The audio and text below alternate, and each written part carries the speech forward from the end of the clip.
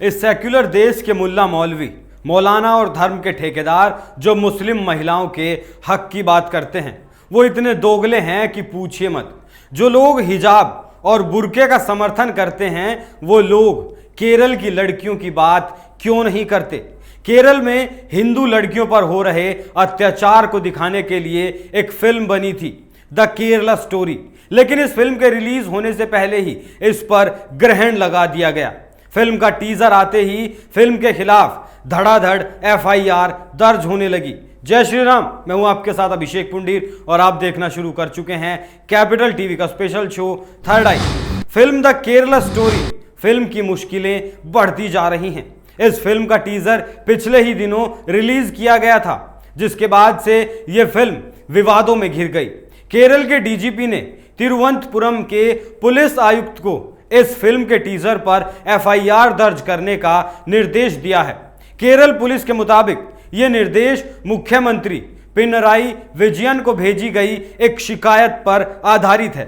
यह फिल्म देश में हिंदू लड़कियों के साथ हुए अत्याचार की कहानियों को कैमराबद्ध करने का एक प्रयास है। इस फिल्म में दक्षिण भारत में इस्लामिक संगठनों ने तंत्र द्वारा प्रलोभन, दबाव और डर दिखाकर अपहृत की गई ऐसी हिंदू युवतियों की कहानी है जिन्हें आतंकवादी संगठनों ने अपना गुलाम बनाकर रख लिया, जिन्हें वो अपने हरम में रखते हैं और अपनी भूख मिटाते हैं। फिल्म के निदेशक सुदीप्तो सेन ने इस कहानी पर महीनों तक काम किया और इस काम में उन्हें कई समाज सेवी संगठनों ने भी सहायता की। फिल्म द केरल स्टोरी के निर्माता विपुल अमृतलाल शाह के मुताबिक ये एक ऐसी मानवीय त्रासदी की कहानी है जो दर्शकों को अंदर तक झकझोर देगी। ये फिल्म केरल राज्य में लापता हुई 32,000 महिलाओं के पीछे की घटनाओं का खुलासा करती है। निर्माता के मुताबिक यह फिल्म केरल को झकझोर देने वाली घटनाओं की एक ही वास्तविक, निष्पक्ष और सच्ची कहानी है। फिल्म के टीजर में अभिनेत्री अदा शर्मा कहानी सुनाते हुए नजर आती हैं। वो बताती हैं कि कैसे हिंदू से मुस्लिम बनाकर उनका धर्मांतरण किया गया और शालिनी उन्नीकृष्णन से फातिमा बा बनाकर आतंकी संगठन ISIS से जुड़ने को मजबूर कर दिया गया। इस फिल्म में एक महिला की कहानी दिखाई गई है जो नर्स बनने का सपना देखती है, लेकिन उसका अपहरण कर धर्मांतरण कर दिया गया। उसके बाद उसे ISIS आतंकवादी संगठन में भर्ती कर दिया गया और अब वो अफगानिस्तान की जेल में बंद है। इस टीजर में शालिनी के साथ साथ 32,000 बाकी महिलाओं के साथ हुए इस्लामिक षड्यंत्र की अनसुनी कहानी है जो कोई नहीं जानता, ना कोई सुनना चाहता है। फिल्म का टीजर झकझोरने वाला था और इसे देखने के बाद सोशल मीडिया पर दर्शकों के दो गुट बन गए। एक तरफ लोग फिल्म की सराहना कर रहे हैं और धर्मांतरण को गंभीर मुद्दा बता रहे हैं, और वहीं दूसरे लोग फिल्म निर्माता के विरुद्ध दुष्प्रचार कर रहे हैं।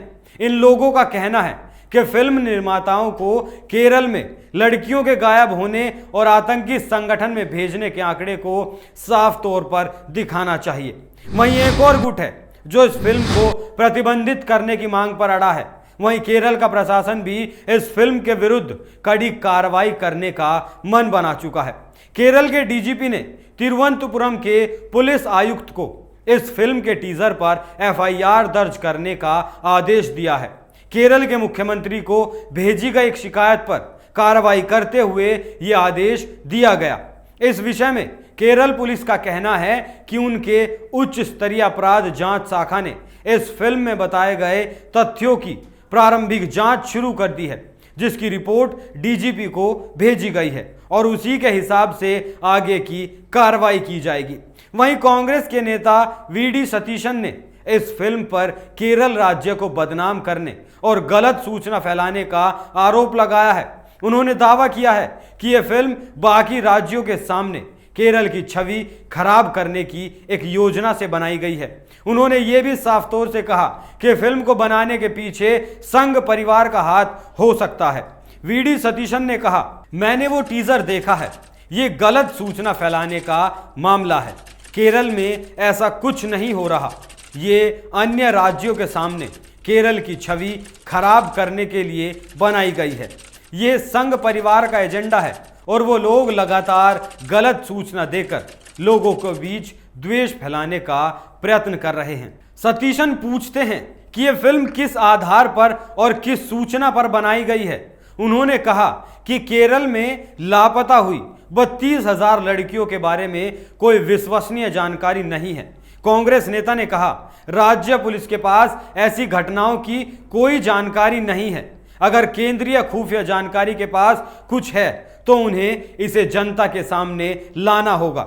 महिलाओं की सूची उन महिलाओं के पते और जो ISIS में सम्मिलित हुई और उन्हें केरल से भर्ती किया गया था, ये सभी रिकॉर्ड्स दिखाने होंगे।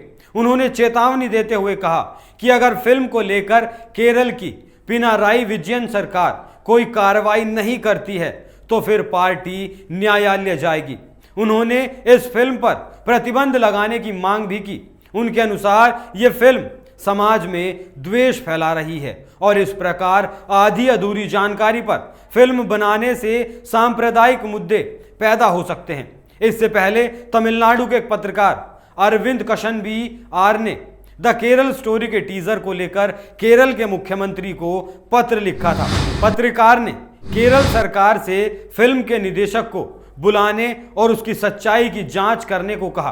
फिल्म का विरोध करने वाले इसमें बताई गई 32,000 महिलाओं की संख्या पर प्रश्न चिन्ह लगा रहे हैं, लेकिन कोई भी इस बारे में बात नहीं कर रहा कि इसमें बताए गए जबरन धर्मांतरण और युवतियों को सीरिया और अफगानिस्तान भेजने की बात सही है या नहीं।